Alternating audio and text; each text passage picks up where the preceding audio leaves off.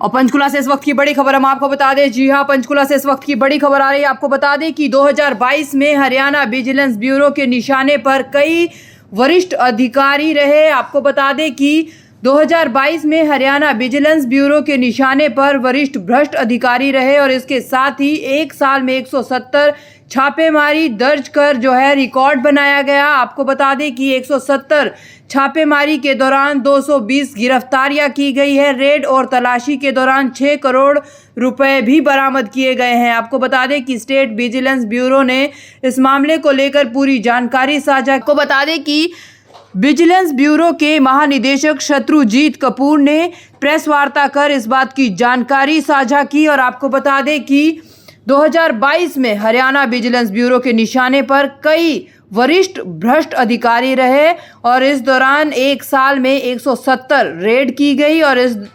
170 red के दौरान 220 गिरफ्तारियां भी की गई है। आपको बता दें कि रेड और तलाशी के दौरान 6 करोड़ रुपए भी बरामद किए गए हैं, जिसकी जानकारी स्टेट विजिलेंस ब्यूरो ने प्रेस वार्ता कर साझा की। सबसे पहले तो नववर्ष की सभी को बहुत बहुत शुभकामनाएं। पिछले साल के जो हमारी गतिविधियां रही उसके बारे में एक थोड़ा बातचीत करने के लिए और नववर्ष की व्यक्तिगत रूप से आप सबको शुभकामनाएं देने के लिए आज आप सभी को आमंत्रित किया है।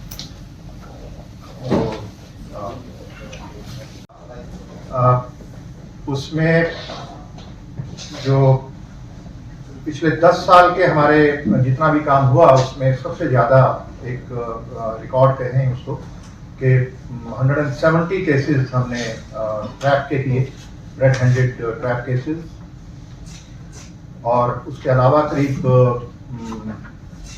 76 केसेस हमने जो बाकी इंक्वायरीज करके और स्पेशल चेकिंग्स करके वो भी केस रजिस्टर किए। करीब 250 मुकदमे हमने करप्शन के पूरे साल में जो कैलेंडर ईयर था 2022 उसके अंदर दर्ज किए और जो 170 ट्रैप केसेस लगे इनमें 193 पब्लिक सर्वेंट्स जो हमारे टेंटेड किस्म के सरकारी अधिकारी और कर्मचारी थे वो गिरफ्तार हुए और इनसे केवल ट्रैप केसेस में 6 करोड़ 21 लाख रुपए की रिकवरी हुई।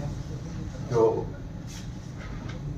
On the spot trap cases हुए उनकी रिकवरी की बात मैं आपको बता रहा हूँ। और इनमें गस्टेड ऑफिसर जो ग्रुप ए और ग्रुप बी के ऑफिसर्स थे 27 अफसर थे, 166 बाकी अधिकारी थे और कुछ प्राइवेट लोग थे जो मिडल मैन या उनको अनडिजायरेबल कॉन्टैक्ट मैन हम कहते हैं, यूसीएम। तो ये लोग सब अरेस्ट हुए और हमारी जो इसमें अलग अलग डिपार्टमेंट्स की अगर बात करें तो उनका भी जो ब्रेकअप है वो पुलिस से 46 लोग, रेवेन्यू के 33, पावर के 24 और बाकी आपको डिटेल्स हम अपने इसमें प्रेस नोट में आपको उपलब्ध करा देंगे। तो बहुत सारे अलग अलग डिपार्टमेंट्स के लोगों के खिलाफ एक्शन हुआ। तो ये जो हमारी स्टेट गवर्नमेंट की मुख्यमंत्री जी की एक जीरो टॉलरेंस पॉलिसी है और बड़े क्लियर इसमें डायरेक्शंस हैं कि करप्शन के विरुद्ध इफेक्टिव एक्शन करना है, तो उसी के तहत ये सारी कार्रवाई की गई है। लॉन्ग टर्म प्रपोजल्स थी विजिलेंस ब्यूरो को और स्ट्रेंथन करने की, वो भी सरकार के स्तर पे सीएम साहब की अप्रूवल के बाद वो सैंक्शंस हमें मिली हैं। तो उसमें सबसे बड़ी एक जो चीज़ एक बड़ी प्रपोजल थी हमारी बहुत लंबे समय से इस ब्यूरो की, वो थी इसके बारे में मैन पावर और उसका साइज बढ़ाने की। तो 809 और पोस्ट हमारी सैंक्शन हुई हैं, जो पहले आज तक केवल 533 पोस्ट हमारे यहाँ थी, अब बढ़ के वो 1300 से भी ज़्यादा हो जाएंगी, करीब करीब 2.5 गुना स्ट्रेंथ होगी विजिलेंस ब्यूरो की। तो वो सैंक्शन हमें गवर्नमेंट से वो हो गई है। और एक रिवॉल्विंग फंड के बारे में आपको साल के दौरान भी हमने बीच में प्रेस नोट के माध्यम से ट्वीट किया था कि वो भी सैंक्शन हो गया है। तो उसकी जो गाइडलाइंस हैं वो एडवांस स्टेज पे हैं और उसकी जल्दी ही वो फाइनल होने के बाद जो प्रिंसिपल अकाउंटेंट जनरल हैं PAG, उनके स्तर पे एक स्कीम एक हेड नया खुलता है। तो वो थोड़ी फॉर्मेलिटीज प्रोसीजरल इश्यूज हैं फाइनेंस वित्त विभाग के साथ जो जल्दी ही हो जाएंगे और ये ऑपरेशनल हो जाएगा। इसके साथ साथ बहुत सारे और जो लीगल इश्यूज आपने पूरे साल में नोट किया होगा कि जो बहुत सारी एक तरह से ये कहें कि अड़चनें थी वो दूर हुई हैं इस साल में। बहुत सारी जो रिक्वायरमेंट्स थी परमिशंस वगैरह के लेने के बारे में वो उनको सरल किया गया है।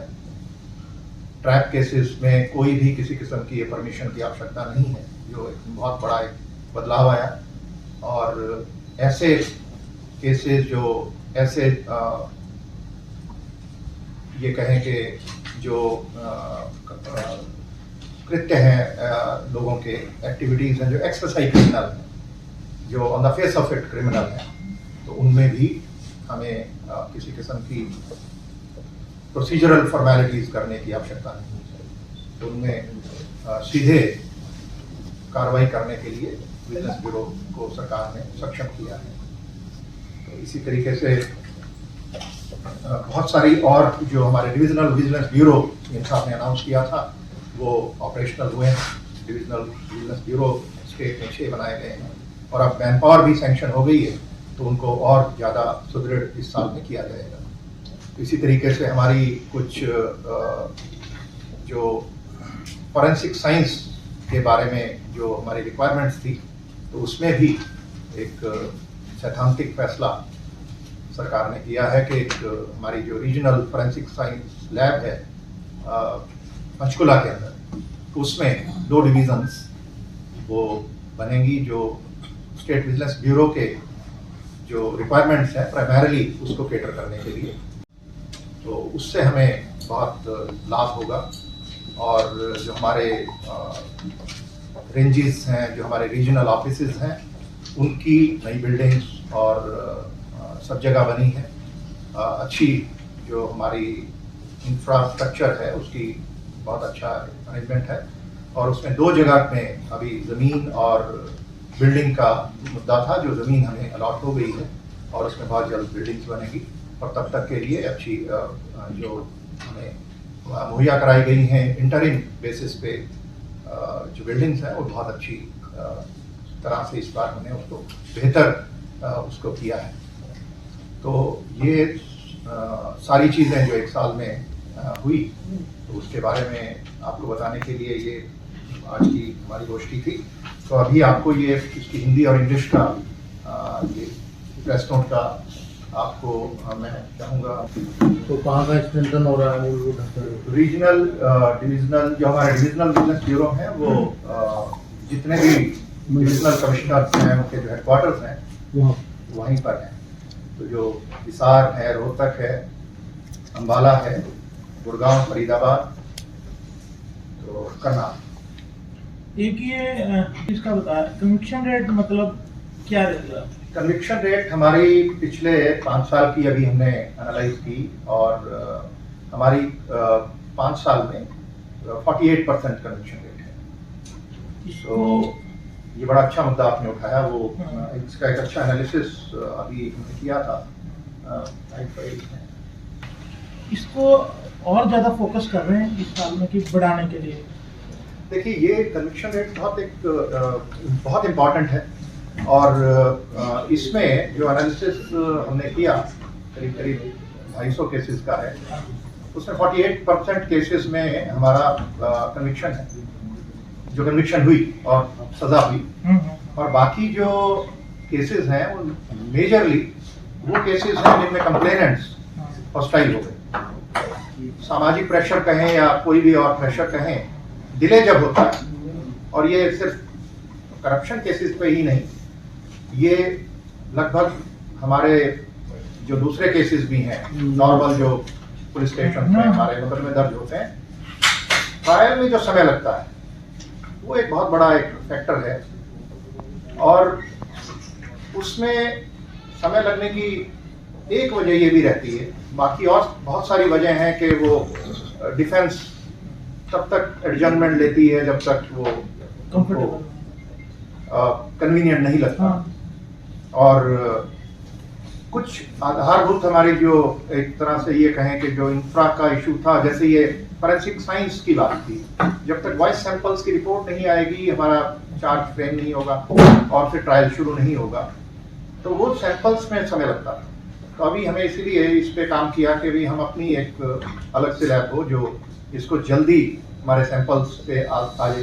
प्रोसिक्यूशन सैंक्शंस में जो डिले हो जाता है वो भी एक वजह है, कई बार समय लगता है और उतना ही समय मिल जाता है एक्यूज्ड को अपने जो विटनेसेस हैं, कंप्लेनेंट्स हैं, उनको इन्फ्लुएंस करने के लिए।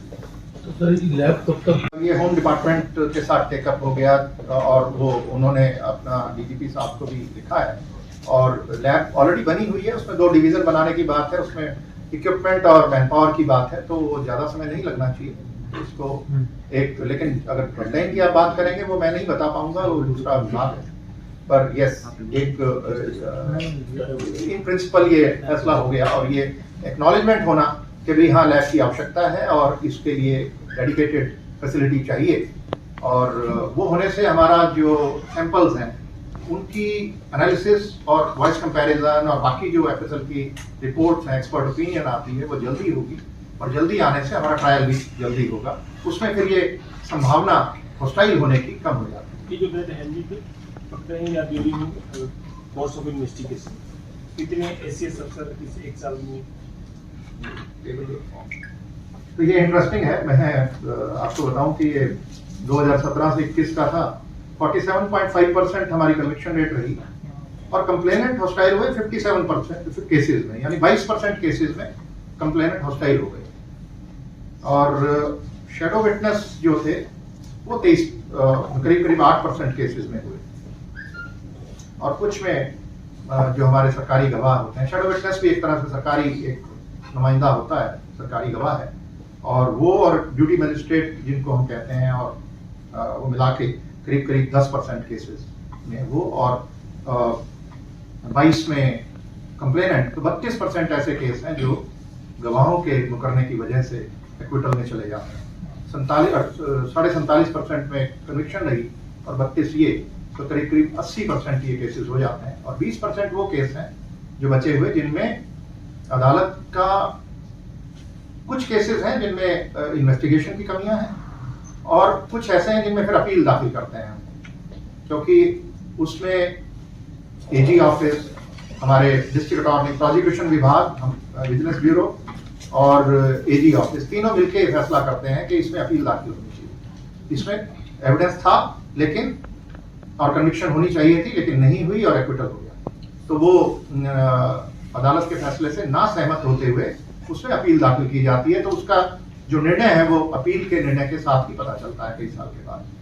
पर हाँ, ये जो कन्विक्शन रेट है अगर इन सबको हम देखें तो उसके हिसाब से अच्छी है और बेहतर करने की गुंजाइश है। लेकिन एक बड़ा फैसला इस साल जुलाई में आया, आपको शायद आपने उसको फॉलो नहीं किया होगा, मुझे ऐसा लगता है। वो सुप्रीम कोर्ट ने उसको जो हमारे एक फंडामेंटल इशू था ट्रैप केसेस में कि भाई जो डिमांड का प्रूफ है उसकी कितनी अहमियत है, उस पर बहुत बड़ा फैसला दिया संवैधानिक उनकी जो कॉन्स्टिट्यूशन बेंच है। तो उसमें बदलाव किया है उन्होंने। जो पहले जो फैसले थे जिसमें ये था कि जब तक डिमांड का 100% एक सबूत ना हो, डायरेक्ट प्रत्यक्ष सबूत ना हो, तो उसमें कन्विक्शन नहीं होती थी।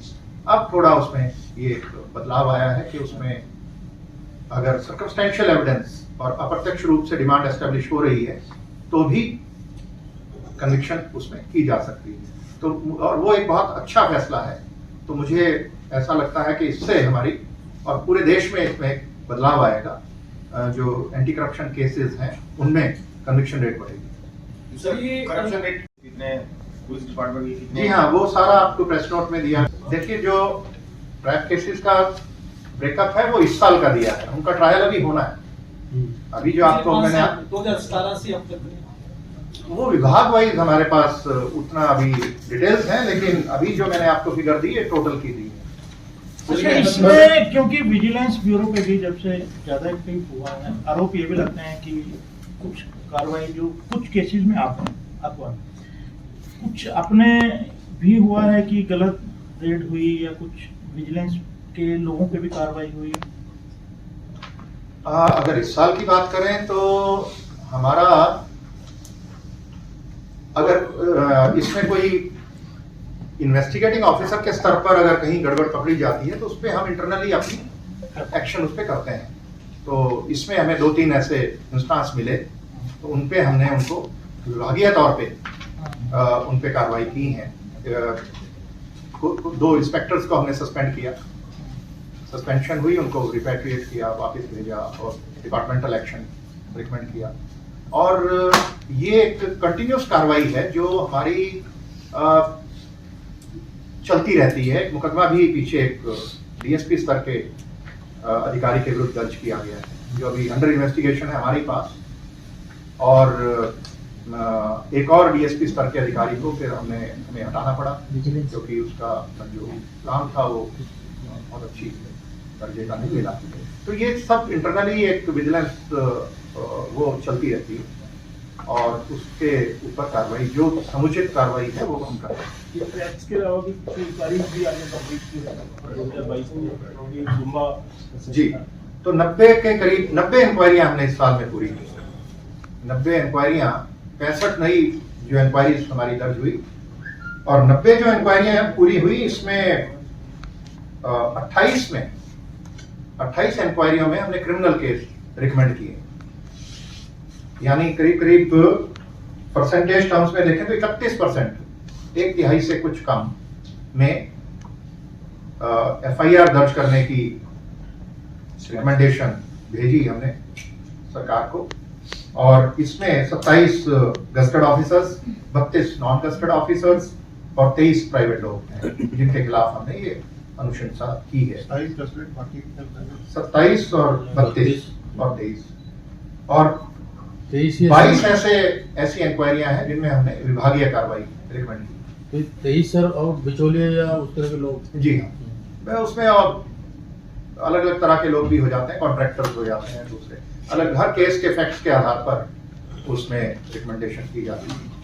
और 22 जिनमें विभागीय कार्रवाई ये हुई और 48 ऐसी थी जिनमें क्लोजर हमने रिकमेंड किया। 90 में से करीब 53% जांच ऐसी थी जिनमें किसी की गलती नहीं मिली, तो उसमें क्लोजर रिकमेंड हुई। इसके अलावा टेक्निकल असेसमेंट भी हमारे इंजीनियरिंग विंग है जो करते हैं, इंस्पेक्शंस करते हैं और इंस्पेक्शंस के बाद उन पे जहां भी कोई कमी मिलती है क्वालिटी की तो उसके बारे में कंसर्न विभाग को हम भेजते हैं।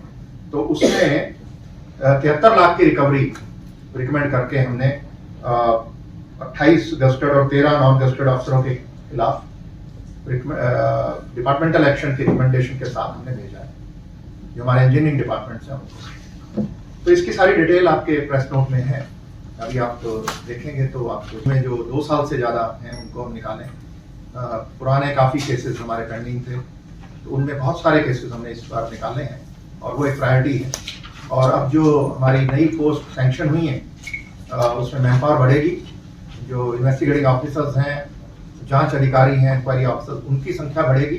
तो मुझे उम्मीद है कि जो अभी हमारी पेंडेंसी है करीब 275 इंक्वायरी हैं और करीब 250 के करीब हमारे क्रिमिनल केसेस हैं, इनकी संख्या भी कम आएगी। बहुत ज़्यादा भी नहीं है लेकिन उसको और कम किया जाएगा। इस साल में हमारी कमी आई है, हालांकि हमने जैसा मैंने बताया करीब 240 नए केस दर्ज किए हैं। तो 240 नए मुकदमे दर्ज होने के बावजूद भी हमारी पेंडेंसी वो 250 के अंदर ही है। तो ये एक बहुत, क्योंकि हम पुराने केसेस निकाल पाए। सर अभी स्टाफ को लेकर इंडिविजुअल केस के बारे में बात नहीं कर पाएंगे क्योंकि उसमें बहुत सारी अब वो डिटेल्स मेरे पास नहीं है। तो हर केस की अलग अलग डिटेल्स होती हैं और बहुत सारे उसमें लीगल इश्यूज भी होते हैं, कोई कोर्ट से कई बार कोई ऑर्डर्स आ जाते हैं, स्टे हो जाता है। तो जांच चल रही है, इन्वेस्टिगेशन चल रही है, चार्जशीट हमने दाखिल कर दी, गिरफ्तारियां हुई हैं और बाकी जो बची हुई है उसको भी हम जल्दी ही उसको पूरा करके कोर्ट में देंगे। एक एसपी हैं और 2 डीएसपी, एक इंस्पेक्टर, हमारे 4 ऑफिसर हैं जो एक्स सीबीआई हैं। और इसमें और भी जैसे हमारी पोस्टें बढ़ेंगी तो अभी कोई वैकेंसी नहीं है हमारे पास उन रैंक्स में, तो जैसे ही पोस्टें बढ़ती हैं तो हमारे पास एक ऑप्शन आ जाएगी और लोगों को अपने साथ जोड़ने। सर डिपार्टमेंट में 1800 180 2022 1800 180 2022 टोल फ्री नंबर, इसको हमने लास्ट ईयर स्ट्रेंथन किया है। पहले ये 9 से 5 ही चलता था, अब ये 24/7 है और इसको क्लाउड पे लेकर के गए हैं सारा बैकएंड पे। तो उसकी सारी जो भी कंप्लेंट आती है वो रिकॉर्डिंग्स और वो सब हमारे पास परमानेंटली स्टोर रहता है। उसमें कोई भी आदमी कभी भी कंप्लेंट कर सकता है, तो पर्सनली आदमी उठाता है उसको। ये नहीं कि कोई रिकॉर्डेड मैसेज आए, कोई ना कोई हमेशा उसको उठाएगा और उनकी डॉक्यूमेंट्स अगर कोई हैं, कोई वीडियो ऑडियो रिकॉर्डिंग है तो उसके लिए सहूलियत है। उनको व्हाट्सएप नंबर देके व्हाट्सएप पे ले करके हम अपने सर्वर पर उसको डाल देते हैं और कंसर्न जो हमारी फील्ड ऑफिस है उनको पास ऑन करते हैं और उसको फॉलो अप करते हैं। तो बहुत सारे हमारे जो ट्रैप केसेस हैं वो टोल फ्री नंबर पे जो इन्फॉर्मेशन आई लास्ट ईयर उसके आधार पर लगाई गई। और इनफैक्ट बहुत सारे जो सीनियर अफसरों के गस्टेड रैंक्स में जो हमारे पास केसेस हुए वो उसी माध्यम से हुए। कुल मिलाकर तो ज़्यादा संख्या है शिकायतों की इस साल मैं ट्रैप केसेस की बात कर रहा हूँ। हमने जैसे मैंने बताया कि 170 ट्रैप केसेस हुए। इससे पहले 2015-16 में प्रिवेंशन ऑफ करप्शन एक्ट के ऑफेंस करता है, उसको पकड़ने के लिए विजिलेंस ब्यूरो सक्षम। तो उसमें फिर हम एक्शन लेते हैं और वो जो सूचना के आधार पे है, सूचना आएगी, कंप्लेंट आएगी, जिसकी आएगी उसके खिलाफ कार्रवाई करते हैं। तो जैसा मैंने बताया कि उसमें हम भेदभाव किसी किस्म का नहीं रखते, चाहे केंद्र सरकार का हो, किसी ऑटोनमस ऑर्गेनाइजेशन का हो। एक ही कंडीशन है कि पब्लिक सर्वेंट होना चाहिए। बिना सूचना की कोई कार्रवाई हम लोग नहीं करते, मतलब जैसे कई बार सूचना हम डेवलप करते हैं, अपनी सोर्सेज लगाते हैं, लेकिन कंप्लेनेंट होना चाहिए, वो तो एक रिक्वायरमेंट है। और हमेशा वो भी नहीं होती। एक केस ऐसा भी आया इस साल में जिसमें हमारे पास सूचना आई, लेकिन क्योंकि दोनों ही पक्ष लेने और देने में इंटरेस्टेड थे, उनको हमने सही सूचना की और उसको पकड़ा जब, तो पैसे के साथ भी पकड़ा और उनकी एविडेंस भी आ गया, आपस में बातचीत, उसका ब्यौरा भी आ गया, रिकॉर्डिंग्स भी आ गई। तो उनको हमने दोनों ही पक्षों को उनको चालान किया है। सर 2 विषय है ये मार्केटिंग बोर्ड जी सर, 2 विषय है। एक तो रेड हैंडेड पकड़ने के लिए, ट्रैप लगाने के लिए कोई अनुमति की आवश्यकता नहीं है, जैसे आपने कहा, तो बन गए हैं जो। दूसरा एक विषय है एक्स वेसाई क्रिमिनल्स में भी कोई परमिशन नहीं। एक्स वेसाई क्रिमिनल जो है क्राइम, इसको थोड़ा सा अगर परिभाषित ये लॉ में परिभाषित है और इसमें बहुत सारी अदालतों के जजमेंट भी आ गई हैं, हमारे अपने हाईकोर्ट की भी जजमेंट आ गई। तो उसमें लॉ बड़ा क्लियर है कि जो भी काम जिसके बारे में एलिगेशन है उसका रीजनेबल कनेक्शन होना चाहिए ऑफिशियल ड्यूटी से।